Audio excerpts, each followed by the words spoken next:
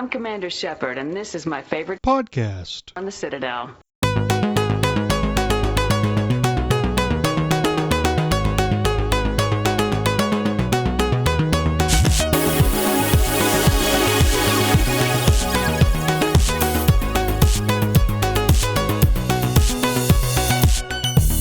Hello, everyone. Welcome to Accidentally Casual, a podcast that continuously to fail at starting at its correct time.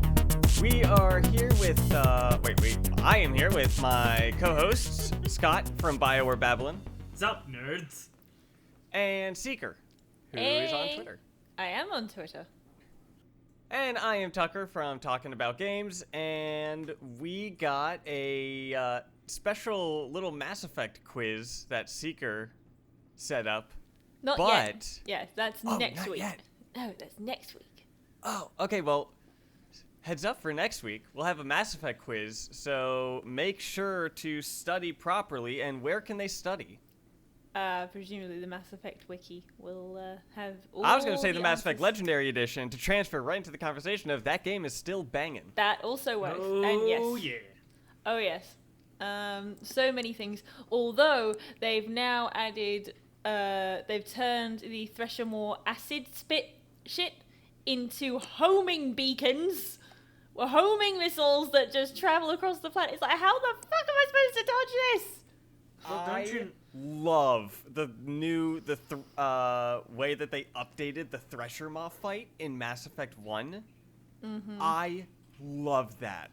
The new tentacles that pop up that you have to destroy to get the Threshermaw to pop his head back up so you can shoot it, and all the while the Threshermaw chases you around. It makes it so much more fun fighting a Threshermaw, because in the original Mass Effect 1, it, like, especially It was after just a your slog. It third was just playthrough like, or something, yeah.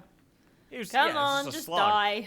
Now, when I see a Threshermaw, I got excited every time because it was challenging for the first time. Excited And is a word. It it's was just- me fleeing in terror going, I'm sorry, I'm sorry, I'm sorry, I'm sorry, I'm sorry. Oh, no, dude, I went in there front flipping my Mako with style.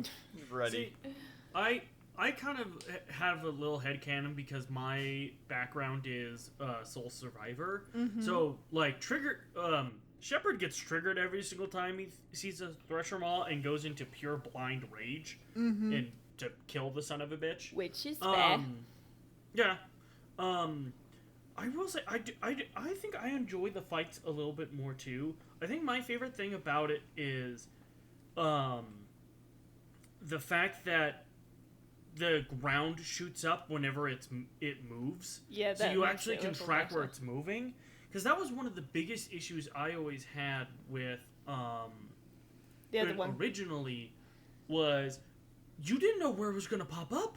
Mm-hmm. And I can't begin to tell you how many times I got, like, giant hit Skyrim style, like, driving around. It comes up underneath me, and then I go, whee! Into the sky because I couldn't see where he was going. It's nice that you can now repair the Mako without everything going to a stop, especially if you do it accidentally. It's like, no, why are we stopping? Move! We're about to get in! Why would we Oh, do yeah. this now? The little touches that they Oh, yeah. made. And also, I don't know if you realize the Saren fight has been updated too. That's What it. did they update on the Saren fight? The final one, enemies actually will pop in. Oh, Like, yeah. extra enemies pop in so it's not just Saren that you fight, as well as this. I mean, this may have just be my personal view of it. Just, again, when I was going through ME1, I just kept using the same playthrough over and over and over, so I would just had the most powerful weapons and everything upgraded. But the Saren fight was always pretty easy. In the Legendary Edition, it seems like he jumps around a lot more and is a lot harder to track. Oh, those And- Geth bastard things that jump around and little crawl slinkies. around the floor and Yeah, just the to be Geth creepy. snipers. The Geth snipers, whatever the heck they're called. I hate that we don't see them any other time in the series. I know, because I always 'Cause- forget they're there. I always forget they're in ME1, and then they appear, and I'm like, oh. And then on the flip side, we get 3 introductions to them because you can choose either Pharos, Novaria, or Liara, and each one has a section of the level where you're introduced to that Geth, but it doesn't know which one you go to first, so it plays the cinematic for all of them, and I'm like, It's like, man, yes, I know. I'm being introduced to this for the 3rd time now, and it's like, it unfolds, it like jumps around, it's like, I know, I get it. Like, Yeah, they were. Yeah, I did always like them. They were always wily bastards to try to hit, but, yeah. can you imagine playing as one in ME3 multiplayer? I God, don't. that'd be fun. I wouldn't I be able to feel keep like- track. I'd get nauseous jumping around that much. See, I feel my response to that is actually, I feel like the game designers would absolutely hate everybody because then now they would have to design, like, they would have to probably redesign some of the maps because they probably have like skyboxes and stuff like that set up where it's like, oh yeah, no, normally you could get to that ledge, but you Now normally get can't get to that snipers have ledge. a thing. Yeah. I feel like they wouldn't work well in Mass Effect 3 multiplayer, but in Andromeda multiplayer, where like that extra mobility. Well, Andromeda was missing the Geth. I was gonna say we So it'd didn't be have kind it of yet in difficult for the Andromeda. Geth sniper to... Oh yeah, that's fair, but like that would have been fun if they would have just added it as a bonus thing, you know, just for nostalgia's sake, because that would be so much fun to do. With Honestly, deploying. considering we didn't end up getting the Quarian arc, I think adding extra bits is kind of a stretch. Yeah. Although Mass Effect Legendary Edition was super successful, so who knows? Maybe EA will just be like, fine, make the they're Quarian never arc gonna- armor. I know. I doubt they'll ever do that. I don't know. This is weird. At least from what I can tell, and I actually had to research this a decent amount when I did the Mass Effect Annihilation review. I don't actually think the Quarian arc was ever in production. I think don't it, know. I can't. It I was can't speak for hinted that. at, but it's like it was hinted at least. I haven't heard the. It was the author- entire ending, not the entire ending, but it was like the Yeah. after credit thing of Andromeda. Oh yeah, no, it was the after. They definitely hinted at it for sure, but I don't know if they ever actually like. No one ever says like, oh yeah, we were in production and then we had to stop on the Quarian arc, or we were like. Well, I don't- because you just don't really say that. Yeah, Yeah, that's a well, with the PR amount of- thing. Yeah. Because Like, if you you, gotta know- also if you were to say that, and then people would be like, oh, well, just release the assets that you have, let modders fix it, or Yeah. at this point, be like, oh, you pick it up back right now. You guys have the. It's just like it's just easier if you Yeah, but- don't EA likes talk to about chuck it. Yeah, that shit in but the vault and then just lock it yeah, off. but And it's like, well, the we Jason- could go make it if you Yeah, wanted well, to. the Jason Schreier articles, which release a lot of stuff that a PR team would never release in their whole life. Oh yeah, but yeah, that's Like, I feel like that if the Quarian arc was in production in any way, shape, or form, I feel like that would have come up. I feel like he would have found out that information. And it would might have released been it. like early Well, stages. it absolutely was in production in some form. Like the story writing team were probably storyboarding it, or concept art Yeah, was well, like, absolutely I being wouldn't- done, or Yeah, I wouldn't be pre-pro design. I mean, Yeah, like I would think like it might have been in that, but I just don't- simply because that's what some of those people would be working on while the game gets finished. I mean, yeah. story writers move on to the next like the final few months of the project. You're not going to have every story writer still working on the game. It's like, no, they're working on already the next game, or the any content that's coming out for the game post launch, or Yeah. Speaking Well, of but EA for a another- moment, I felt terrible today because I had to shoot down BioFan's dreams, and I felt awful because there was a tweet making around saying, "Oh, what would you want to see at E3 this year?"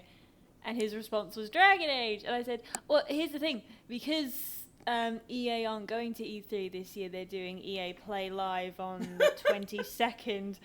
So I had to be like, oh no, it's definitely not happening at E3. Sorry to crush your dreams. That's not really crushing dreams, though. But then that's I like did, a minor but I factual did thing. explicitly say like, well, at least you know for a fact that it's more likely to happen at EA Play. So. When is E3?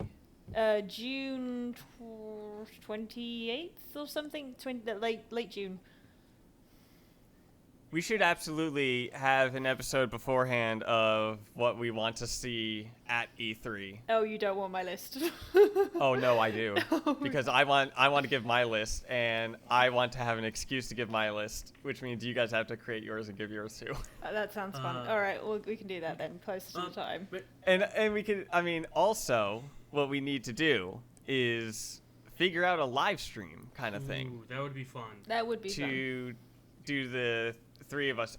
Hopefully, Seeker, you'd be able to, I mean, because it's all really time dependent with that. But that would be something that I think would be kind of fun. That would be fun. Anyway, I'm a definite maybe. I can say that much. Back on topic, though. Yes. At least with the Quarian arc, it may have been in pre-production or anything like that. A part of me almost wants to say, because I know they don't work through the game from start to finish. You know, they will start, some points they'll start at, you know, what would be considered the middle parts of the game, or they may work on the ending first or stuff like that. A part of me almost wants to think that the ending was worked, like the ending of Mass Effect Andromeda was worked on first, or like pretty much, because you end up on the Hyperion arc, so I wouldn't be surprised if they worked on all like the level design, writing, and animation for the Hyperion arc all at once, and say they did all those segments together, and maybe at the beginning of, and that was at the beginning of the development cycle, so they were thinking like, oh yeah, we'll have the Quarian arc, we'll introduce it and stuff like that, and then it got dropped halfway through production or 3/4, or when they realized like, oh fuck, we don't have time to work on it, we have to work on everything getting else. the game out. Yeah. And the other part of it that makes me think that I don't think the Quarian arc was really ever worked on was the fact that immediately after, before even EA Montreal got, or BioWare Montreal got shut down, that team immediately started working on Anthem. Pretty much almost directly after Mass Effect Andromeda released. And then they got shut down. I don't think there ever would have been a point where they could have started working on the Quarian arc DLC. So, and granted, a lot of this is just speculation, but I just do not think the Quarian arc was ever worked on in any meaningful way, shape, or form, almost to the point that it was kind of non-existent. Well, I get the only person who could know was someone who was there, to be honest. So Yeah, it's kind of a moot point at this point. But Well, yeah, but so it was all rampant speculation. oh yeah. Which But is I always also fun. saw an article that said that because of the success of Mass Effect Remaster, that EA should be looking towards Dead Space as their new trilogy. And I went, yes. Are you sure you didn't write that, Tucker? I wish I did, Are because you then I sure? could, like... Self-insert yourself a little bit. Did you sleepwalk to your computer and post it under a pseudonym? Are you sure? No, it'd be kind of cool if I did, because I think it was on, like, Kotaku or like something like that. So, like, if I posted an article on Kotaku, I'd be kind of happy about that. Well, who's the project lead for the Legendary Edition? Oh. What is his name? Oh god, is it? Is Aaron? it Mac Walters or? Yeah, not- Mac Walters. Yeah, I was gonna say it's not Aaron Flynn. I don't think. Yeah. I don't think he's still involved. Mac Walters was saying that depending on the success of the Legendary Edition, they're considering redoing the multiplayer, Yes. So which yeah. would be, I mean, it would be probably like a year and a half, maybe even 2 years before we see it. Yeah. But at that would be least. fucking dope. Yeah. Considering that, with most things from, 10 years ago or something, you go back to it and it's like, oh, I can see why I like this, but it doesn't hold up. But literally within about 30 seconds of me firing a gun and using biotics in ME3, I was just like, this is the greatest thing ever.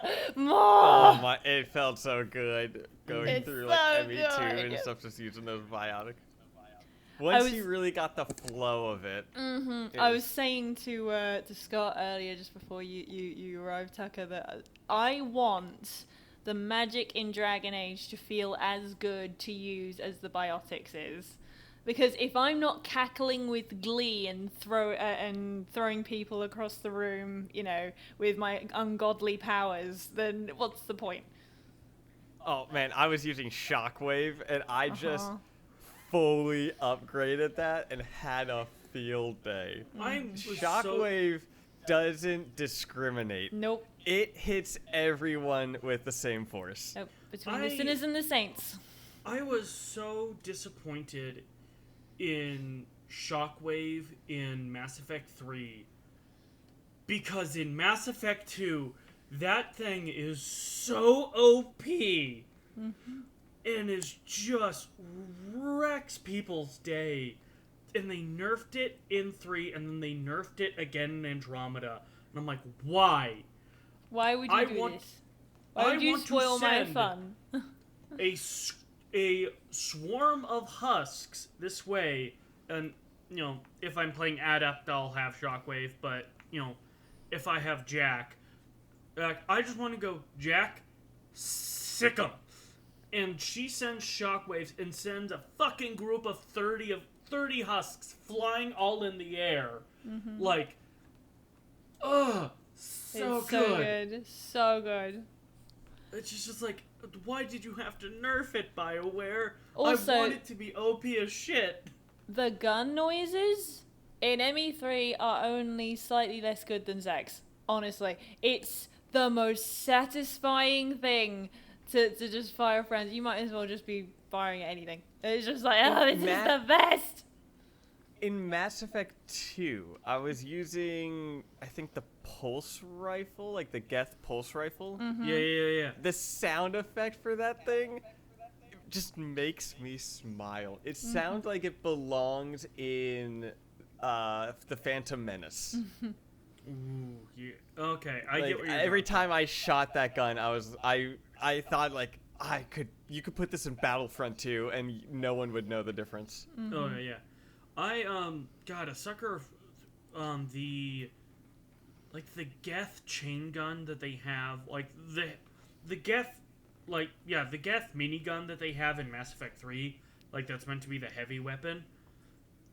Oh god, the sound effects for those I've always absolutely loved. Like that, and not to mention it's a weapon that can just devastate anyone's day no matter what. Oh god, I love that so much. Such a good weapon. I slightly freak myself out occasionally, because occasionally this side of myself creeps in. It's like, oh, you thought you could escape me? Oh, that's cute. Just I don't know where this side of me comes from, but it's always a little disconcerting.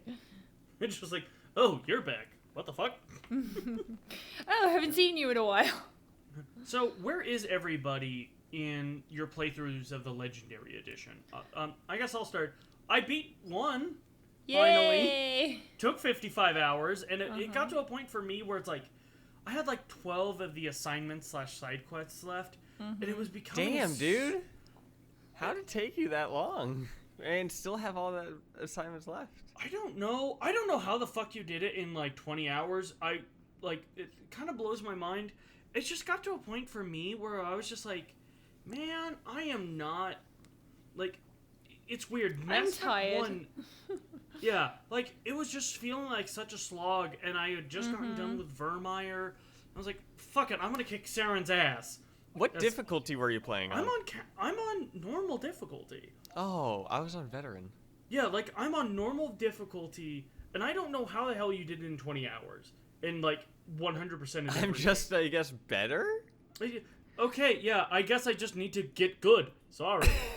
But... Well, and I also think that there's a bit of a difference. Like, y'all know Mass Effect lore and like all that stuff.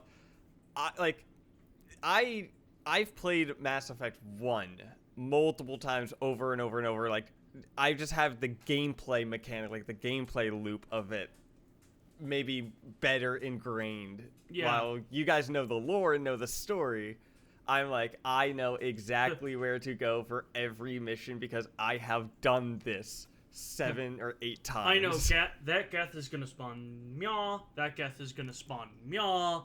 Well, And- also, like, where to go for the side quests, where to go for Yeah. each mission, where to find finding all of the... I don't need a guide to find all of the keepers. I just didn't need run a through and do all guide. of them. I was so proud of myself that I didn't, but it weirdly felt wandering around the Presidium like I had dreamt it. Like I was sort of reliving someone's reconstruction of a dream I had 10 years ago, and I was like, yeah, this was here. I do remember this. And it's just, it was so weird. The spot on the You're gonna have bridge to elaborate. that had the bug that you would like clip into and then it'd lift you up into the air. That spot now has a Solarian standing there. Oh, you've been foiled knew. from ruining They your knew. own game. They knew I you love would it. try. Considering you declared your intentions to immediately run to that spot and try the bug, I am not surprised they immediately tried to But- just be like, nope, let's not allow him.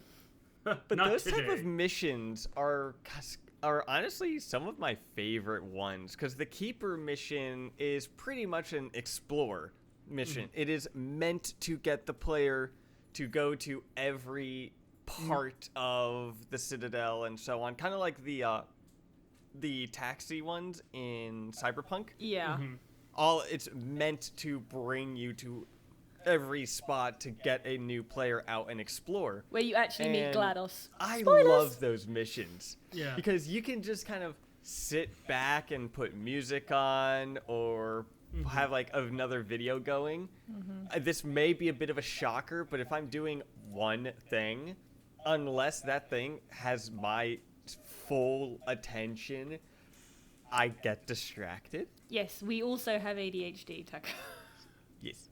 So, Well, I'm autistic. That's a whole different show. I will typically Well, have I like also have 3 or ADHD. 4 different things going on. Yes. So having those types of missions where I can be playing the game, but then also have a movie going or like music something or like that shit is- like that. Yeah. I'll have like I love 6 them. different things running, and my other half will just stare at me in horror. It's like, how do you do that? And I'm like, what? This is how my brain works. You don't want to live here.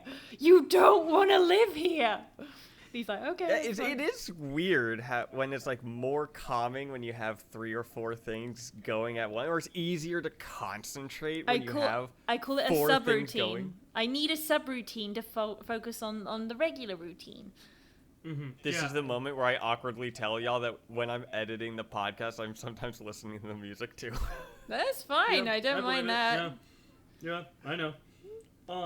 Anyway, though, yeah, for me, it's weird. I think Mass Effect Andromeda and Mass Effect 1 have the same problem of if you play the story in, like, a short burst, so anywhere from, like, 20 to 30 hours, the story's actually pretty good.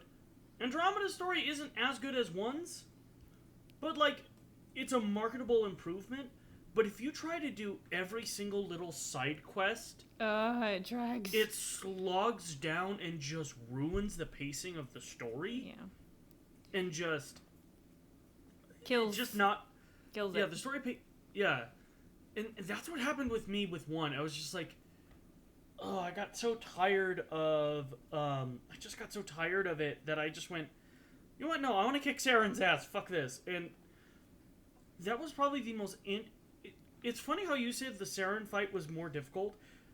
I'm playing an Infiltrator, and that was the easiest Saren fight I've ever had. Like, because I had the best sniper rifle in the game, I had high explosive rounds, I know there's like scam rails or something like that you can get more damage out of it, but I want to be able to shoot more than one shot before overheating. So I did like frictionless ammo, best sniper in the game. All the stuff is up to 10. I have assassination increased up to 10, and I killed Saren in 5 shots. Mm-hmm. It was oh, well, this is fucking easy, and I was just doming all the oh, hey, Geth are coming down, headshot, headshot, headshot, headshot. Oh, they're all dead. Okay. Yeah, that was the thing that surprised me was I hadn't used the phalanx for a little bit because I sort of in ME2, and I shifted to the locust for a little bit, and then I ended up in one long burst upgrading all the heavy pistol damage, and then I was just oh, we'll use the phalanx for this, and I just was one-shotting Geth with a single bullet. I'm just what? What do I have in my hands? It's so powerful. So, I guess, Seeker, then, where are you at in the trilogy? I am on ME3. I am just about to hit Paladin. Okay. Yes. And get then, the boy, Garrus. And with Mass Effect 3, up to that point with Paladin, it very much feels like the game is making decisions for you that Mass Effect 2 gave you the decisions of. Yeah. Kinda, but it's also, when you find Liara, you instantly have Liara join you, which is fine, but then you send James. Vega. Oh no, Muscle Boy. Yeah, James. You send him Muscle off. Boy. And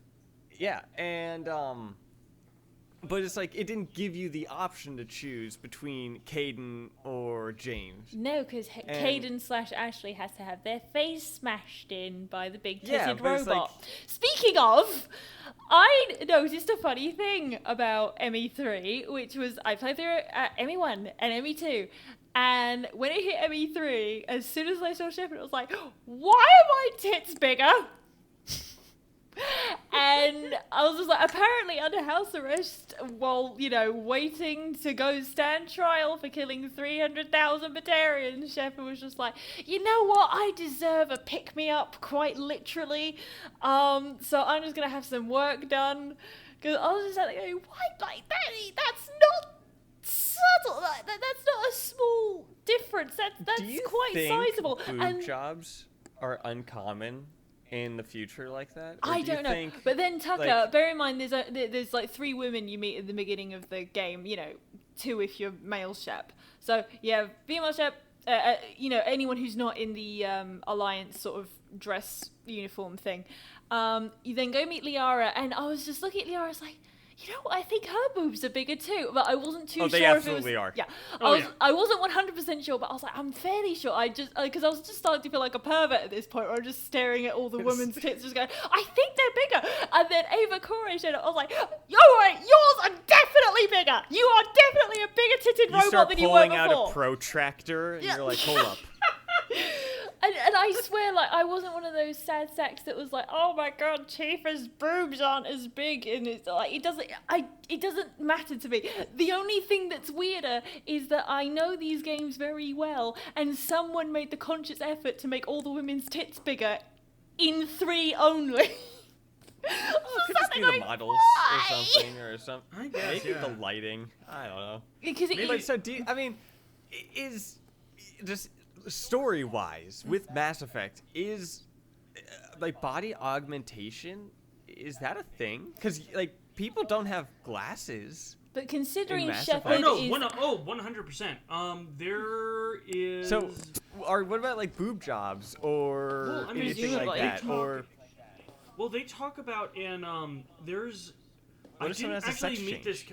I didn't get to meet this couple in Mass Effect 1. I think I just wasn't on the Presidium enough. There's a couple that has an argument on if essentially this kid should have gene therapy to prevent the baby. Yeah. And they're talking about gene modification. And but it's clearly Yeah, and they're essentially stating it's literally as common as Alliance getting soldiers getting it, yeah. Well, just getting vaccines today. Mm-hmm. It's so only today, half the country does it. But I'm depressed now. Thanks, Tucker. Yeah, but it's Hey, like, I got my second shot a few days ago. woo! And actually, like, I was working the next day, and I felt decently fine. Like, I felt better than I had, like, the past few months, and I was like, damn, maybe I should get this shot every week.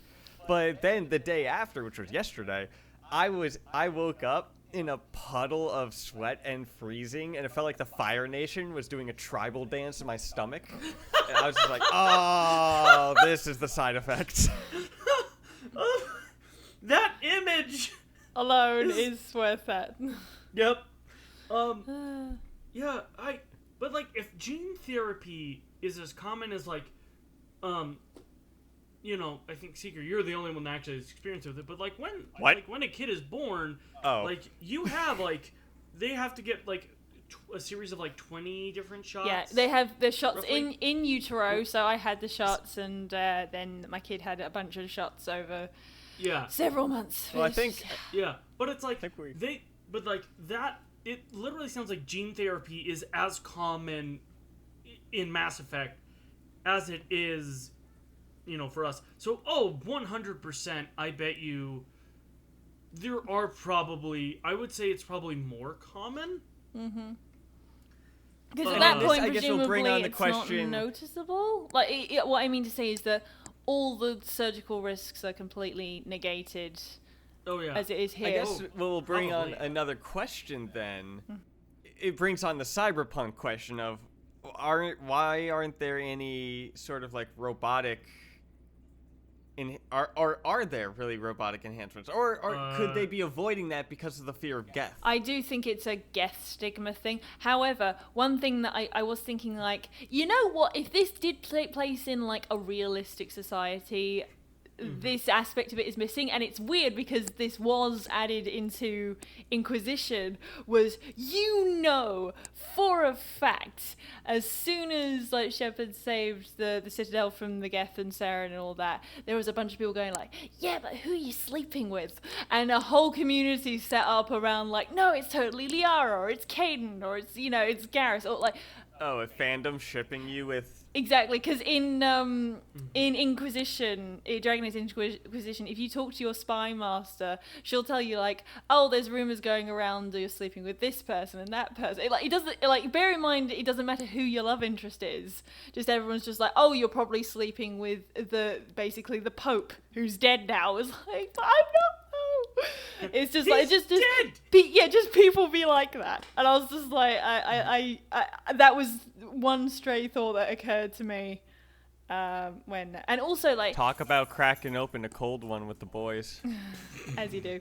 God fucking damn it.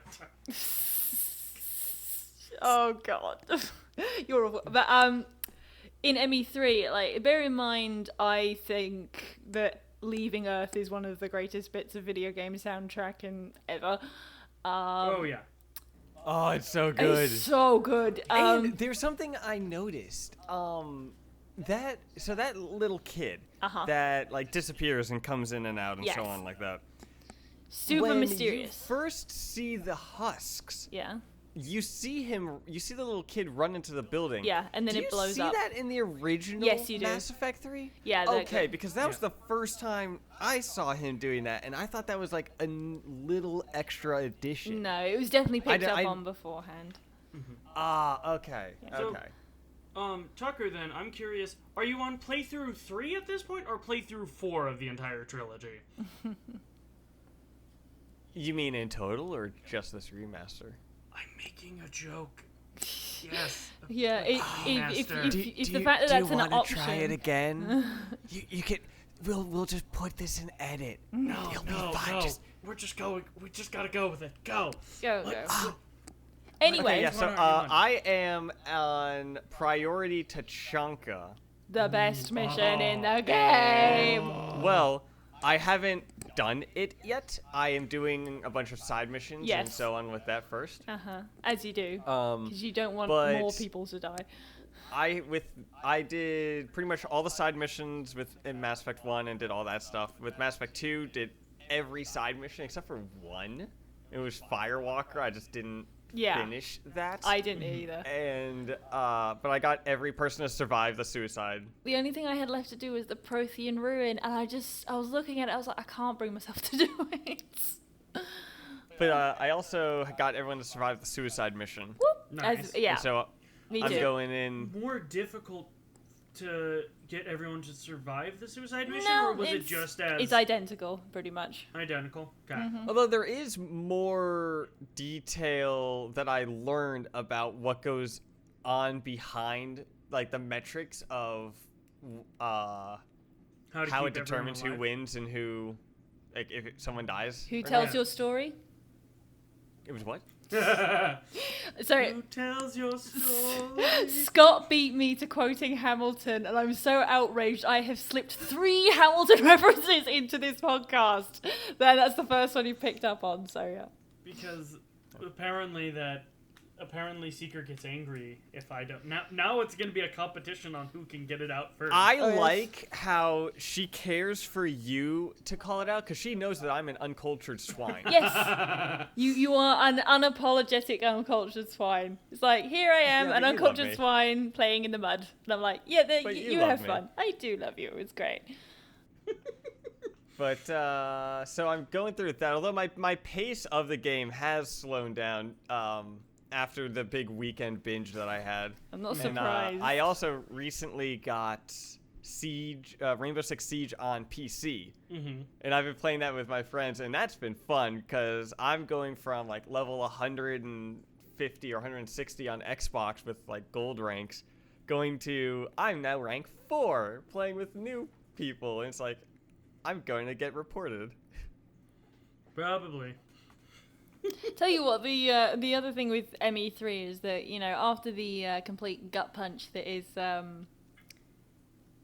leaving Earth and all the other stuff that happens on Mars and watching Earth getting attacked, by the time you get to the Citadel and you start hearing all the incidental dialogue, and the one, I was literally getting emotional, even though I've heard it 100 times.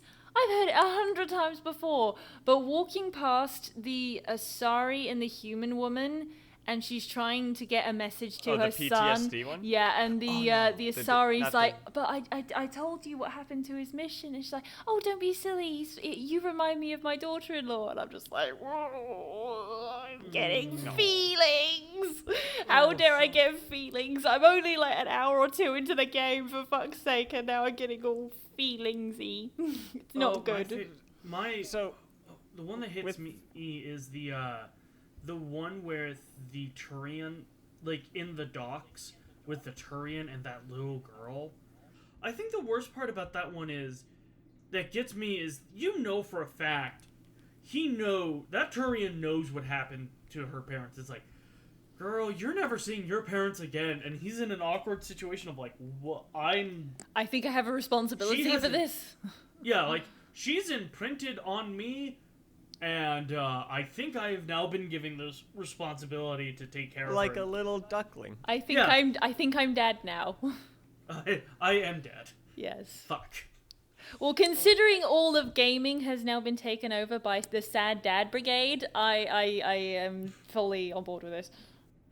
In Mass Effect 2, I would really kind of focus on what squad mate I'm bringing in the mission to be like, oh, it'd make the most sense to bring Tali on this mission, or I would have to bring Garrus on the mission where I get Tali because They're I gonna want hook them up to in the be a end. thing Yes, in I Mass Effect literally 3, every so it's like, pretty I much gotta every bring Tally Garrus for related mission I brought Garrus along just as like, hey, you know, she's cute, Yeah. and you're both But dextrose, you have so much in common. But then when it comes to Mass Effect 3, I'm just like immediately Javik. Every mission Javik, because I want to hear what he has to say. Oh, Oh, fun. yeah. Everything that he has to say and everybody's remark about Javik is incredible. And the people who don't remark about him break my heart. Yeah. Oh yeah. Do you know that, there's 2 things I want to say about this. Javik is actually technically romanceable as a booty If you call. don't romance anyone. And after it's done, he says, "We will never speak of this again." Oh yeah, Shepard And is then like, yeah, and I then don't- man, I would broadcast that to the fucking galaxy of I'm the only one who's banged a Prothean in 50,000 Yeah, but what if it wasn't years. enjoyable? Like, what if she had to fake it? Look, at that point, it doesn't matter. It's the achievement, Tucker. Well, you of all people should know and understand the achievement of it. Half of humanity Of can't banging figure someone? out how No, to please banging the other the half. only like you're the. Wait, why would who I else in the specifically galaxy- know the achievement of banging a species? Like, No, I am very curious of where No, you it's think the- my it's sex life the- has been. And why it's been on your mind, though. No, I'm talking about you being an achievement hunter and you just being able to say, "I am the only person in the galaxy that has ever banged a Prothean." I And you would can be calling up Liara so fast. Hey Liara, you want to see what a Prothean looks like naked? I took pictures! She'd be like, I already have cameras. Oh no. I'm the shadow broker. I'm the shadow. You don't think I have cameras in your room? They'd be like, did you at least get a good angle? Like, I'll arch my back a little, okay? But like, no, just the achievement of just like you being an achievement hunter. There's an achievement that out of the trillions in the Milky Way galaxy, you are the only person to have banged a Prothean. Like, come on. Considering he has kind of a thing with Liara, it's just like, at least like there's a vibe. There's totally a vibe there between the two of them. Liara's heart I gets broken just Oh, by yeah. Javik. That's true. Javik's voice actor is one of the few cast members we have confirmed for the next Dragon Age game, and I'm so glad to see him. So as a Javik's confirmed for the next Dragon Age? his That's wild. voice actor is, and he's going to be a great warden, and it's going to be awesome, and I can't wait to see him, and I want to see more. Okay, $10 he does make a Javik quote in... He will definitely call something a primitive, for sure. Primitive. For sure. Or, do you know what would be great if he did, his like, the famous line of, stand The in Age the of ashes Dragons have come, and Javik's just like, they eat flies. He used to eat flies. I remember when they used to eat flies. Or no, but the iconic line of him saying, stand in the ashes of trillions of dead souls and ask the them, dead if honor matters. Yeah, Yeah. the silence will be your answer. Mm-hmm. I want him to do something like that in the Grey Warden voice. Oh yeah. Or Considering him as a Grey Warden, but just like slightly different to be an homage to that quote, because that quote is a fucking banger. literally the only dialogue we have of him in character for the moment is "for the wardens," which is great. But it would be so funny if he's like this very genuine, open, friendly guy. It's like, this is very different to the last time you were in a BioWare game. Because considering like BioWare knows their fan base and they find ways to sneak little references here and there. Like for instance, like I've mentioned last time, Alex Walton Regan was the Inquisitor and she was also Samantha Trainer in ME3. And there's one bit where she plays chess, or the equivalent to chess, with the commander of her forces. So she says, "Prepare the board, Commander." And it's like, I know what you're referencing. I know. That's a thing. I see you. I see what you're putting down. Either way. But yes, there's a tremendous love in the BioWare fandom for the voice cast, and it's so great. Especially when they get to share them between projects. It makes it feel extra loved. Mm-hmm. Oh yeah. It's almost like a legacy person in a way. Because that was the other thing that was weirding me out about playing Mass Effect. Because the first time I played the trilogy, I wasn't a Trekkie, or at least I wasn't really. I hadn't watched as much Trek as I have now. So every single character, I was just like, well, that's a sci-fi legend. That's Lance Hendrickson. That's Michael Hogan from Battlestar Galactica. That's Marina Sirtis from Star Trek: Next Generation. I was like, there's a lot of really famous people in this, and then it only gets more from there. And of course, you've got Keith David, who is the voice of the Arbiter in Halo and Goliath from Gargoyles and, most of our childhoods. And it's just, I could listen to that man talk all day. Just like, Oh, yeah. tell me a story, Keith, please. It's so nice. It's just nice to listen to. The one thing I've kind of noticed that's really interesting about the voice casting that they do for BioWare. It's interesting because like they get really good voice actors for that. Like that's not even a debate. But it's interesting because they don't go for the usual voiceover subjects, which I've always found is very interesting. And one thing I'm curious is because as far as I'm aware of, I don't think anyone along the Critical Role cast. So like Matt Mercer, Travis Laura Willingham. Bailey, Travis Willingham. Fun fact. I don't Laura think any of them have. Laura is in. Do you know who she is? No, I don't. Laura What is the pre-ED Ava Corey. It's hard to tell. Yeah, it's hard to fucking tell. I think that like, because there's so many incidental voices, they may have snuck in there. I couldn't tell. I couldn't tell you one way or the other 1000% if they're not in it, but I'm 90% sure Laura is pre-ED Ava Corey. Okay, I might have to look that up a little bit, but it's just I've always found it interesting, like the really big famous voices. I don't think there's not many of them in the BioWare games, but they'll get Keith Davis and who was the actor who did the Elusive Man. Oh, Martin Sheen. Yeah, like Martin Sheen. They'll get those guys, and they're just like, I mean, like, grade A choice. Yeah. But it's just like, Trisha Helfer also was nothing to Seth Green. I mean, Seth Green obviously does a lot of voice work, but he's more. Yeah. At least he's more known for either his Seth MacFarlane stuff or his live action stuff. You wouldn't necessarily expect him to be also did, playing a Robot straight Chicken. role per se. Yeah. I'm aware. That's why I said Seth MacFarlane style projects.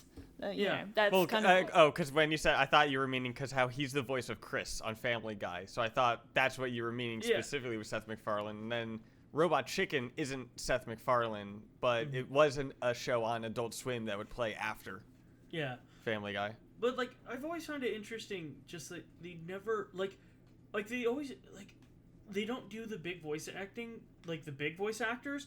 And I always wanted to know, like, are the big people in the voice acting industry, are they a little jealous? As like I want to be in a BioWare game.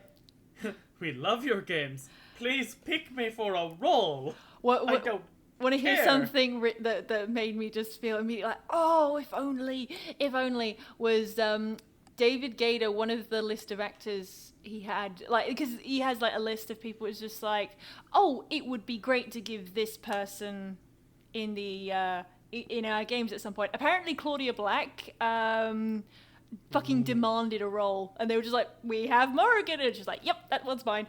And Kate Mulgrew as well, fucking Commander Janeway, Captain Janeway. Oh, I'm getting confused with my commanders. Either way, but what the fuck was my point? My brain's gone completely blank. What was I saying? David Gator listing off. Yeah. So he's a list of actors, and he said on Twitter, it was like, you know what, I'm safe to say, because we'll never get him now, is we desperately wanted Henry Cavill at one point. I was like, that would have been so good. And he would have jumped at the chance, considering how much of a video game geek that guy is. He would. I feel like Henry Cavill looked at that tweet and went, "Excuse me, bitch? Yeah. You don't think I'm gonna do it now?" And also, speaking of Dragon Age, David Gator and Laura Bailey, are you aware of David Gator's current project that he's working on? Because I love telling people about this, because it's such a wonderful compilation of words. So, it's a Greek mythology video game musical where your lead character is voiced by Laura Bailey. The voice director for the whole project is Troy Baker. and you are a band member and one of your band members dies, but turns out she's actually the muse of music, Calliope, and her power gets passed on to you, so you have to go then hang out with people like Persephone and Apollo and Pan, all of which who are romanceable. And I'm just out there going like, I need this in my soul. And it was on Kickstarter and it got funded. And it was all good, and extra romances got added, and so obviously COVID set them back a bit, but I literally can't wait for it. I'm gonna say this, I don't know if I could romance Persephone. Apparently because it's, yeah. Persephone and Hades is just such an amazing couple, and one of the few... He's not in it. Only... Huh? He's, considering it seems to be like... set in a post-Greek myth kind of world, where Persephone seems to have had a slightly complicated relationship with Hades. So she is now the de facto ruler of the underworld, and Hades isn't around. That's why she's romanceable. No! Yeah, I know. don't accept that. Yeah, I don't accept that! I know, I in am Mass the Effect biggest... 3, Diane Adler, like the Diane Adler's, person that goes on to your ship, she is romanceable, but also she is a voice, like an IGN Yeah. person. Jessica Yeah, Chobot. That's kind of interesting that they made her romanceable, that it was also like, it wasn't like a voice actress or anything like that. It was an IGN employee. Yeah, like I said, like, their casting choices have always been interesting. Not bad. Like, obviously not bad. They're phenomenal. It's just like, oh, that's your choice? I mean, dope. It fucking works. So, do you think that Mass Effect 3's multiplayer is going to be happening? Oh yeah, I'm fairly sure. I'm going to be 100% honest with you.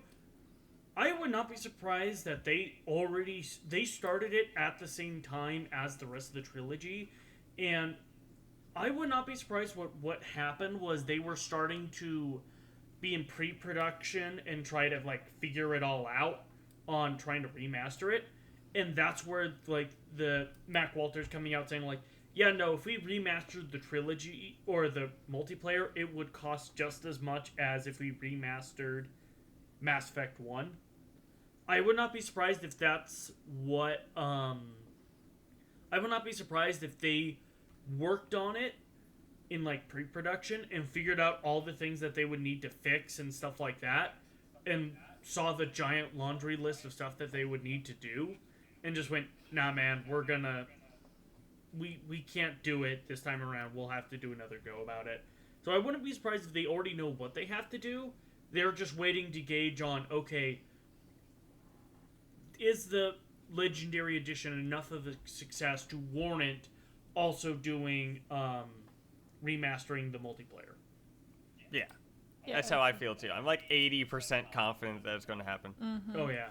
Which, I mean, it's getting me curious. Do you guys think that it will be free to play? Oh, I better fucking. What do you mean? That it won't have microtransactions? No. Free to play as in you don't have to pay an initial cost for it. I don't care if they sell it separately, just don't fuck with it. Like, considering we already live in a world where Activision remade Crash Team Racing, and then once it had gone past the classification for it, but they then added a marketplace and microtransactions in it. I don't need EA to get any ideas from shit. I just want to pay my way and then just play the multiplayer. I don't think that they are going to mess around with the microtransactions, because the Mass Effect 3 multiplayer and how it was set up, at least in a microtransactional sense, well, it already had was very successful. Yeah. Well, I know. What I'm saying is those microtransactions were incredibly successful. Mm-hmm. I don't think that they would fuss around with it, because it would be a situation of, if it ain't... And mind you, the community, I'm sure they were mad about it, but it's kind of been accepted as like, it's not the most egregious form of microtransactions either. Mm-hmm. Especially with how easy it is to earn like credits in that game. and to get the packs and stuff like that, it's not that difficult. So I wouldn't be surprised if they don't fuss around with it all, because it's definitely a thing of, hey, if it ain't broke, don't fix it. So I don't think they're going to mess around with it. But I wouldn't be surprised if they make it free to play. So then it can get to the widest audience possible. It wouldn't surprise me. And that's certainly something. I hope they just don't fuck with it. I don't want it fucked with. Yeah. I mean, so what is it that you wouldn't want fucked with, per se? What actual things? I don't want aggressive ads. I don't want the economy fucked with, so I have to put money into it in order to progress. Just give it to me, and then I'll play the matches. That's all I want to do. Mm-hmm.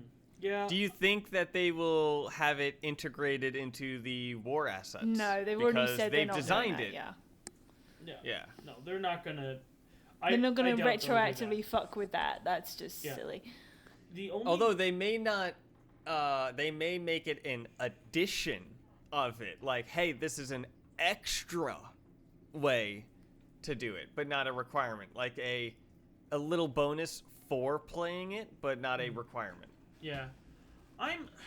The only thing I can see them really messing with in the multiplayer is them changing how much currency you earn.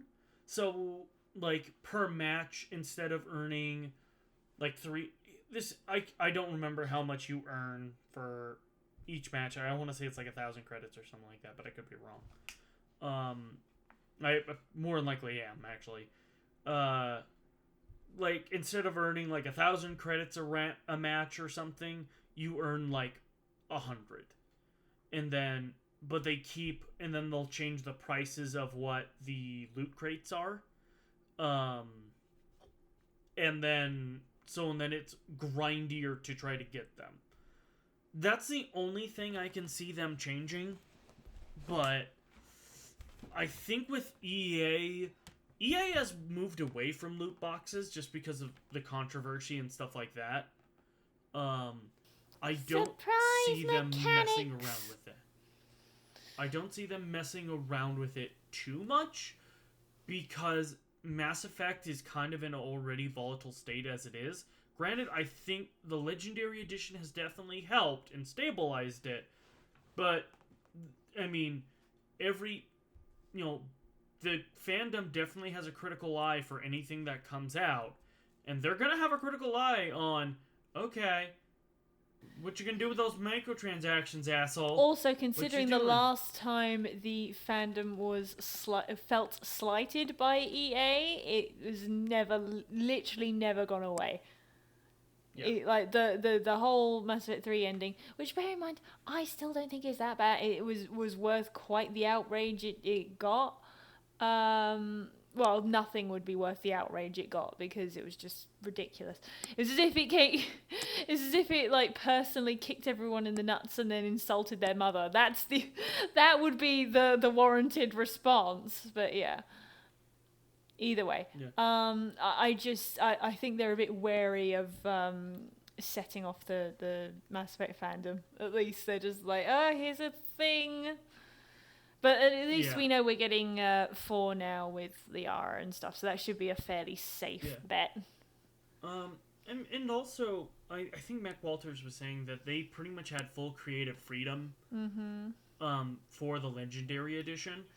And that's kind of what EA and BioWare's MO have been for kind of the last several years, has been, okay, we just gonna fund you.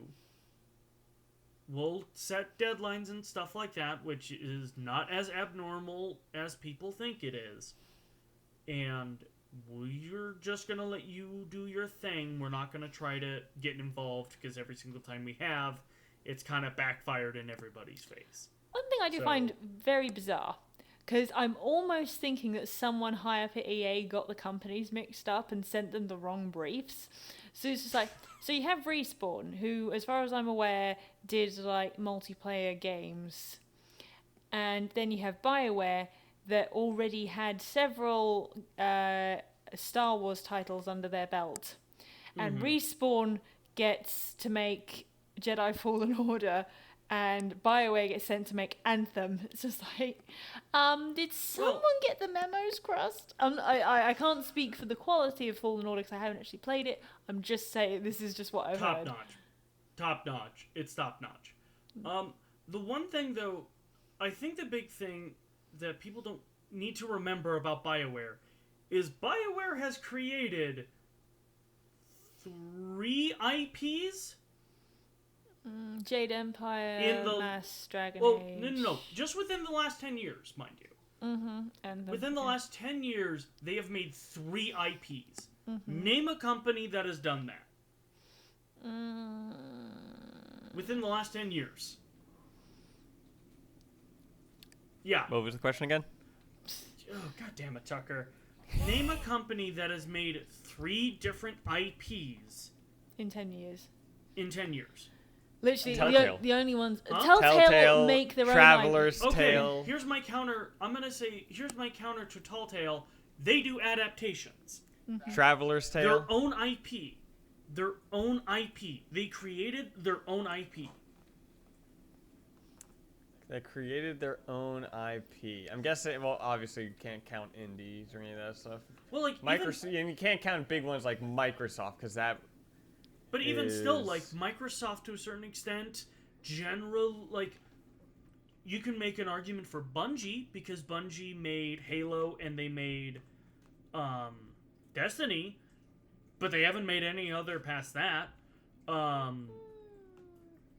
Yeah, there's not a lot of a lot of studios like Ubisoft, maybe. Can I also just say, I'd like to take a little moment to say, Ubisoft bravo was to- actually makes more IPs. Yeah, Yeah, but they're like- also much bigger, and they're not BioWare on their own. Ubisoft, it would be like saying, oh, EA makes IPs. It's like, yeah, but they're also more of a publisher than anything else. But just props to Bungie because the storytelling for Destiny 2 has drastically improved lately. To the degree where recently I was just like, holy shit, that was a well-executed twist, bravo! And they've only gone up from there and now actually raising very interesting philosophical questions in the game instead of just burying it in the lore entries. Paradox. Paradox? Oh, Paradox What, are great, but they're also, same thing, they're a publisher Yeah. more than a developer. Oh, are they? Yes. I don't know much about them. I just know that they do City Skylines, Empire of Sin, Greedfall. Crusader Kings. Yeah. Paradox are pretty much one of the... I know they've had some hiccups, but like one of the best up-and-coming developers because they seem to focus entirely on like the middle range games, so they don't have to like put obscene amounts of money into it. They just know exactly what target demographic they're going after. So it's like, okay, here's the money. Make just use a great example of Greedfall because to be honest, when I played Greedfall, that was pretty much all the stuff I wanted to get out of Mass Effect Andromeda that Greedfall gave me. Because what I wanted was sort of a meditation on the nature of colonialism and, how it's inherently kind of fucked up. But, So what about Creative Assembly? Oh, God, remind me what they've done again. I'm completely drawing a blank. Creative Assembly. Oh, they do Total War? See, here's the problem. So they did Total War. They did Halo Wars. They also did Alien Isolation. Okay, Halo so not Wars only is have they. So Halo Wars is an adaptation. Alien It's still an RTS thing that they were fully making a new story. It was the next story. Yeah, but it's not their IP, is it? Yeah. Well, no, but it was them. It's not a making that new of it. IP. And then Alien Like, yeah, Isolation, and all the other Total War It's games. not to say that you can really build with an IP. I mean, if you need to look at a company who has modeled off of making amazing adaptations that expand worlds, CD Projekt Red is a prime example of that. But even like Creative Assembly, they've done Alien Isolation again, adaptation. But it's not an adaptation. Yes, that is. Alien Isolation. It's literally part of the Alien franchise, Tucker. Yeah. It's part of the franchise, but it's an original story. Yes, but it's with not its their own IP. original thing. It's not Yes. their IP, is it? That's the point. Yeah. That's kind of the thing. But Alien Isolation is their IP. Yes, that's because... Tucker, listen, did they create the entire world regarding Alien? Did they create No. the Xenomorph? No, they didn't. They utilized the Xenomorph from a previous IP and then made Isolation, which is their story, out of that. Yes, Yeah. they deserve all the credit in the world for making the most pants-shittingly scary game out there. But it is not their own IP. That's And on top of that fact. as well, we also have to remember that there are about 2 or 3 projects that BioWare has canned over the years within that same 10-year process. So Every company cans projects every year. But like if you even think about it in that regard, or like if you think about it in that regard, really they've tried to develop 6 different IPs within 10 years. And they have made multiple games of each of those IPs, except for the ones that they canceled, within 10 years. So, it's kind of crazy, like, that's kind of the hell of an achievement that no one talks about, is that, like, the amount of intellectual work that has to go into something like that is nuts. David Gator And was that's- building the Dragon Age universe 6 years before they even made Dragon Age Origins. Yeah, That's exactly. a lot. And that's really common, especially when you're developing a world, that the first game takes a long time to do.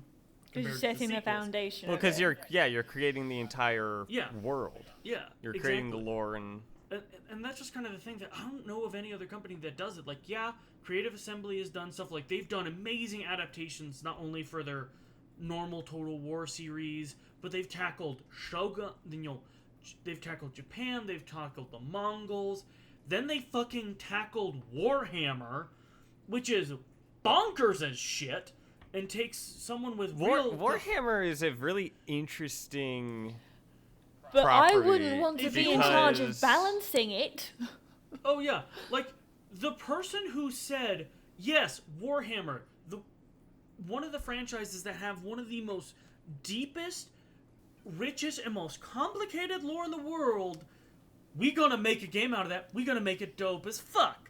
Like the cojones on that Warhammer is really man. interesting Or woman. in that Or woman. Yeah. it's not just the Total War series. There's also Blood Bowl, and there's also Vermintide, Oh, which is yeah.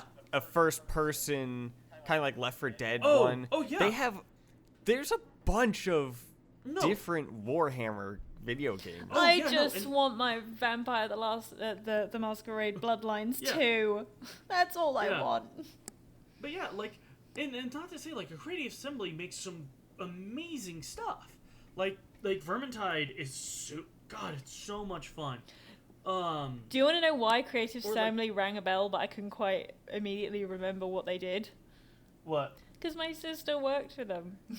That's what I wanted to say that, but because you didn't, I'm like, It's 3 o'clock in not the morning. correct. Give me a fucking break. Yeah, so, yeah. with that though, if it's 3 in the morning, should probably be wrapping this up. Or is there any last minute news or anything that anyone wants to mention? Because there's something I want to mention. If anyone in the Discord wants kick to it. DM me questions as potential to use for the quiz next week, I will consider them. Once again, the topic of the quiz is just kind of like what is it? What I'm going to do, okay, so just to put the rules together, I want this to be kind of information you could pick up playing through the games itself. So they're not going to be any book questions. There might be What some... does that mean? Do you have an example? So an example of... I'm trying to think of a question that I don't actually want to use on the quiz. But something of like... a character's backstory that they tell you about in the game. So, like, something you don't have to flare up the codex to be like, oh, that's why that's a thing. It's something is stated in game that you have a chance to actually record. Oh, like a small thing here, of... I have an idea. Like, I have a question. what is the Ernest Hemingway book that you find out Grunt likes from the Shadow Broker? Oh, I know what that one would Fuck. be. Because it would be, For Whom the Bell Tolls, I imagine. Nah. Because that's the Old super Man thing. in the Sea. Oh, Old Man in the Sea? Okay. I have. And then after Old Man in the Sea, Grunt looks up sharks. Of course. And I'm like, oh. I love... Here, I have one on who suggests that they should be the one to arm the nuclear device in the Vermeer mission? Ashley or Caden? I think it depends on who you send to which team, to be honest. No, but who suggests that they should be the one to prime it first? Caden? I think it's Caden. Yep. Yeah. So, Yeah. like, that's an example of one. He's Of, my like, boy. something Yeah. Oh, by the way, I nuked Ashley. Just let you know. Oh, yes. Oh, yeah, no. Ashley was gone on mine. Seriously, if it was like, oh no, we could totally save both of you, it's like, but what if we nuked Ashley anyway? What Did if we we could need it? just tie her to the bomb and just like, shh, it's fine. But I wanted to mention that today they announced Nemesis is coming to Dead by Daylight. Yes, and well as Leon, the- Claire, and the Raccoon City Police Department. Yeah, the police department. To which they also showed a little bit of gameplay of that map. It looks like a 1-for-1 in it. It looks really incredible. I'm not too sure of what Nemesis' ability is. The trailer for him has him like Everything. picking up a character and just chucking them against a car and killing them. But from what their gameplay is, it looks like he pulls out a whip and it like slashes in the ground in front of you in like an upward down position, while some go down up. I'm guessing this one goes up and down and can also destroy a pallet or something if you're doing that. But He can whip a nay very well. yes, but it's kind of cool because they had a lot of movie horror icons, and they've recently brought in Pyramid Head, and they did have Bill from Left 4 Dead, but it was just Bill. They didn't have any of the infected characters, but it's kind of nice seeing them branch off like that. So while there's some movie characters that they haven't gotten, like the Xenomorph or Chucky or Pennywise or Pinhead or any of those, now they can also possibly get more video game horror people and just branches the possibilities. Considering there's for a sure. whole barrel of like very schlocky B-movie horror that they could fucking just like IP that hasn't been touched in decades. Like, I don't know if anyone's heard of fucking Basket Case, but just like they could think I've heard of totally, it, yeah. they could totally put that into Dead by Daylight. I have a design idea for a Shining DLC. However, the killer is not Jack Nicholson. The killer is the fucking hotel itself. That would be Whenever you intriguing. play as the killer, you play as the map itself. Okay, that sounds very And you interesting. do like traps and stuff like that around different, and you can move hallways around like a maze, and have some rooms are like booby trapped and stuff like that. And I have that like an idea of that, and I think it'd be first off one of the most ridiculous concepts that Behavior will have ever heard for Dead by Daylight, because people pitch ideas for like Chucky or all these other things or their own creative ideas. I don't think anyone's ever pitched them a hotel as the killer. But That is certainly an I got idea. nothing. Yeah, that's... it'd be so fun. Yeah, I can't think of anything else that's more of a location, like shy of something like Hill House from The Haunting of Hill House. I can't. The Amityville? Or the Amityville, that would also work. Yeah, that was in Connecticut, and that's where I live. And I was like freaked out by that because I loved watching horror, and I was like, I don't know which house. Like, what if that house is over there? Or Oh something? please! I live in the UK, the home of gothic horror. If that shit hadn't infected me by this point, it's like, oh yeah, there's a castle if I throw a stone in either direction. So yeah, we got a lot of creepy shit over here. Between the moors and the fucking Scottish with the castles and shit in London, it's just there's a whole heap of shit. And you're just like, oh, but there's one house in my state. But that is our podcast. If you want to listen to more, please hit the subscribe button. I am over here at Talking About Games, and Scott's over there at BioWare Babbling, depending on which channel you're listening to. Mm-hmm. But we also all have Twitters. Those are in the description. And a Discord. It'd be lovely for y'all to join. And a Twitch that I've been doing some more of. Been enjoying doing that. All those are in the description, so go check those out. And we will see y'all next week. See how well we do with the quiz. Y'all call. See you guys. Alright.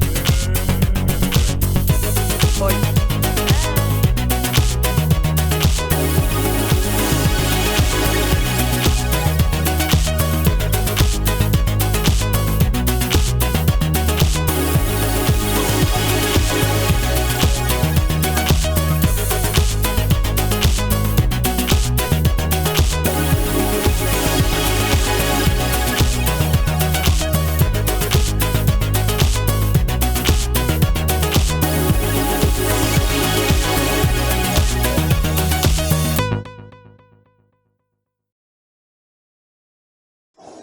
I'm coming for that ass, boy.